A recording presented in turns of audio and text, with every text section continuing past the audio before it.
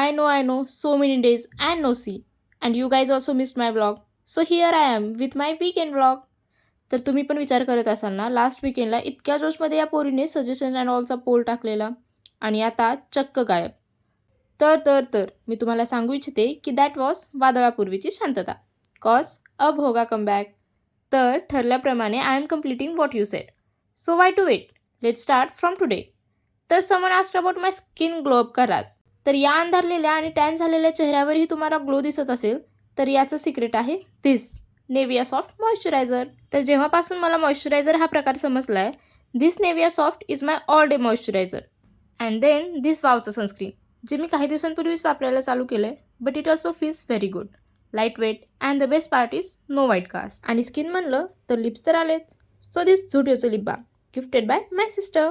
चेहरा झाला, पण बॉडी ती पण आपलीच आहे ना, मग तिला वाऱ्यावर का सोडायचं. म्हणून वन अँड ओनली जॉयचं honey and almond body lotion. Wait गन पावडरमध्ये पावडर लावायचं विसरले. सो धिस ग्रेसचं पावडर, जे आय गेस 1-1.5 वर्ष झालं माझ्यासोबत चिपकून बसलेलं आहे. So that's it. दिखा क्या ग्लो, तो ये वाला ग्लो लेके मैं जा रही हूँ खाना खाने. आणि त्यानंतर येऊन जी सुखाची घोडे बेचके सोनेवाली झोप घेतली आहे, ते चक्क 5ला उठले.